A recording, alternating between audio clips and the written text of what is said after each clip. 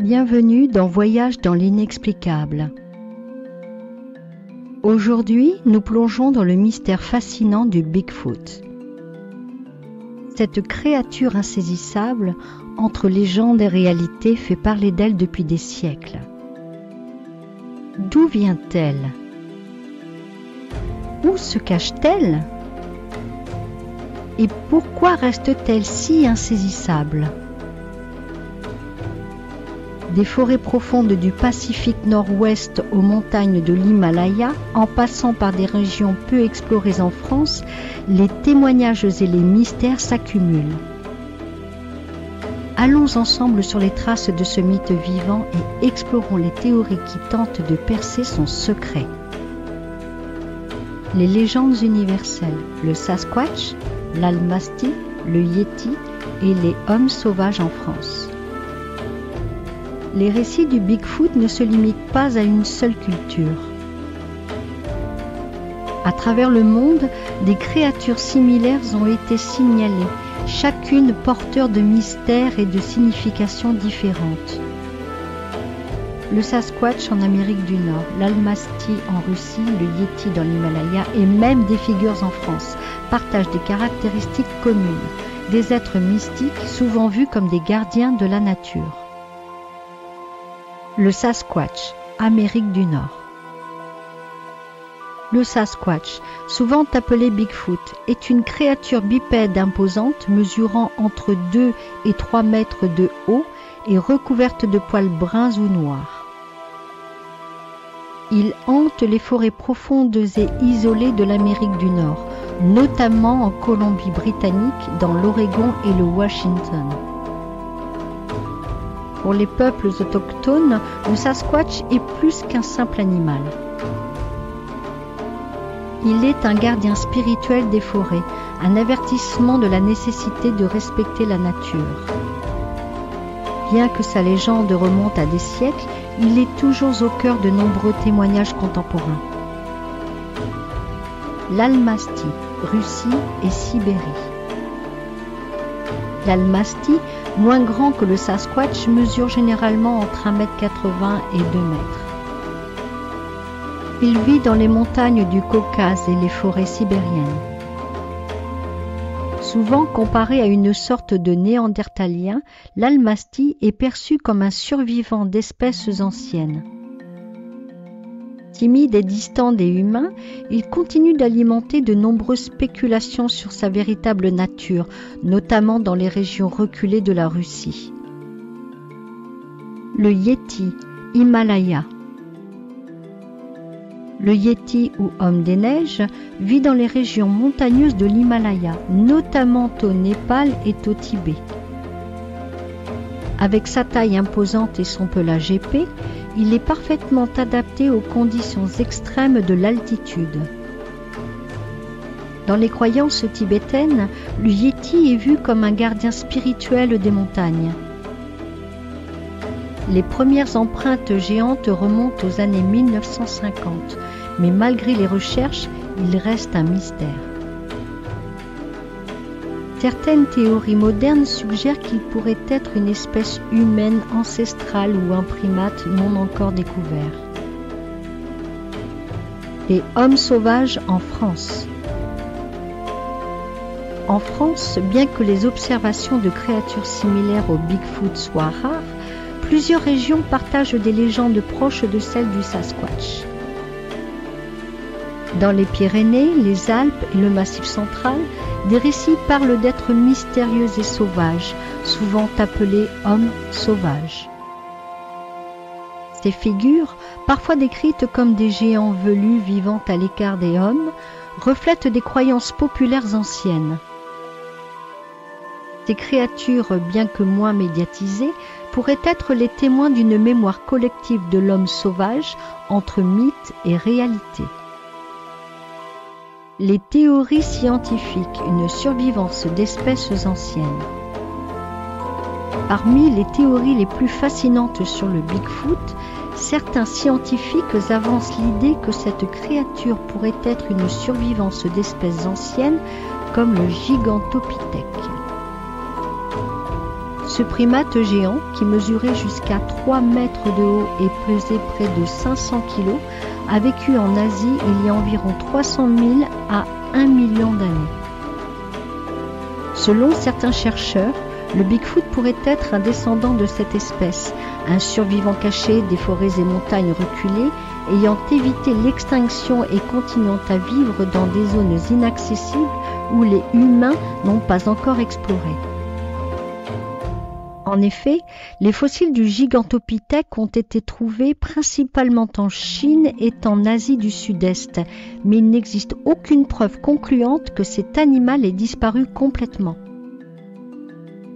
Des observations récurrentes de créatures géantes dans des régions comme le Pacifique Nord-Ouest ou la Sibérie alimentent l'hypothèse qu'une partie de cette espèce ancienne ait survécu dans l'ombre, loin de la civilisation. Cependant, la question se pose, pourquoi n'avons-nous jamais trouvé de fossiles ou d'autres preuves tangibles de l'existence du Bigfoot ?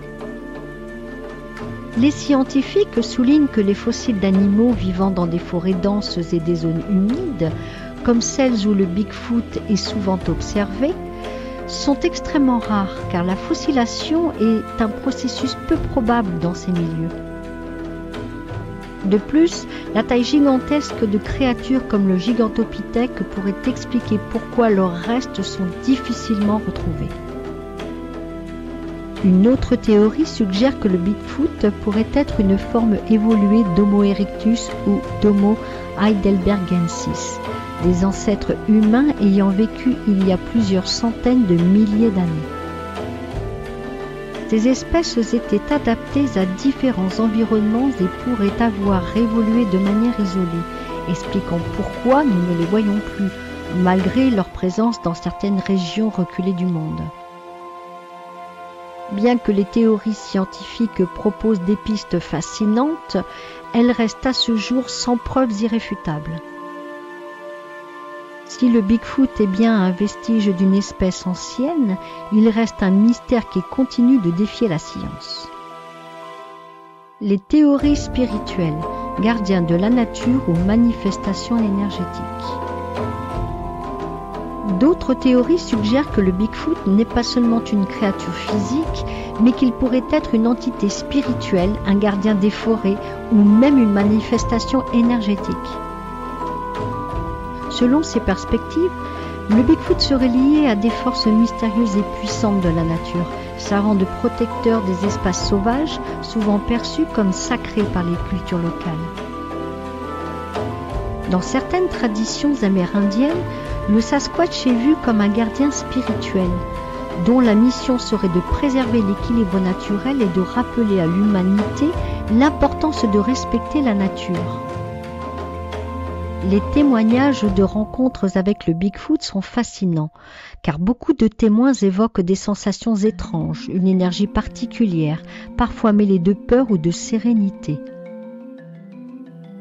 Certains décrivent un sentiment de connexion spirituelle intense, comme si le Bigfoot était plus qu'une simple créature, mais une présence bienveillante, presque magique. Cette expérience pourrait suggérer que le Bigfoot n'évolue pas seulement dans notre dimension physique. Serait-il un être interdimensionnel, capable de traverser différents plans d'existence ? Des témoignages indiquent que lors de rencontres, les témoins ressentent souvent des émotions qui vont au-delà du simple choc de l'observation. Cette énergie étrange ressentie pourrait être un signe que le Bigfoot vit à la frontière entre plusieurs dimensions, un moyen de communication invisible avec la nature et l'univers. Serait-il une entité connectée à des forces de la Terre, capable de manifester sa présence à ceux qui sont réceptifs à ces énergies ? Cela soulève la question, si le Bigfoot n'est pas simplement une créature physique, qu'est-ce que sa présence pourrait symboliser dans notre relation avec le monde naturel et l'invisible ? Preuves physiques et témoignages. Les preuves physiques comme les empreintes géantes et les témoignages de témoins ont alimenté le mystère du Bigfoot pendant des décennies. Les empreintes retrouvées dans des zones isolées mesurent parfois jusqu'à 60 cm de long et présentent des détails anatomiques uniques, comme des crêtes dermiques semblables à celles des empreintes humaines, mais adaptées à une créature beaucoup plus grande. Ces empreintes ne correspondent à aucun animal connu ni à aucune espèce documentée. Elles sont particulièrement intrigantes car leur taille et leur forme ne s'expliquent pas facilement. Les témoignages sont tout aussi fascinants. De nombreuses personnes rapportent avoir entendu des bruits étranges dans les forêts, des hurlements puissants, des grognements sourds, voire des sons semblables à des vocalisations humaines. Ces bruits sont souvent décrits comme étant bien au-delà des capacités des animaux connus, ce qui renforce l'idée que ces rencontres pourraient bien concerner une créature unique. Par ailleurs, des structures inhabituelles comme des branches empilées en forme de tipi ou des arbres tordus ont été retrouvées dans les forêts où le Bigfoot est souvent signalé. Certains chercheurs suggèrent que ces structures pourraient être des marquages territoriaux ou des signaux laissés par la créature elle-même. Ces observations montrent que le Bigfoot, s'il existe, pourrait interagir avec son environnement d'une manière organisée, presque comme une communication visuelle avec d'autres membres de son espèce. Ces empreintes et témoignages, bien qu'ils ne fournissent pas de preuves définitives, nourrissent le mystère du Bigfoot et alimentent les débats sur son existence, tout en donnant des éléments tangibles pour ceux qui cherchent à percer ce mystère. Habitat et comportement. Le Bigfoot semble préférer des zones isolées et difficiles d'accès comme des forêts profondes, des montagnes escarpées ou des marécages. Ces environnements offrent un refuge idéal pour une créature qui cherche à éviter les contacts humains. Ces zones, souvent inexplorées ou peu fréquentées, sont parfaites pour un être aussi discret. Par exemple, les forêts du Pacifique Nord-Ouest, la taïga sibérienne ou encore les marécages de Floride sont des lieux fréquemment associés à des observations de Bigfoot.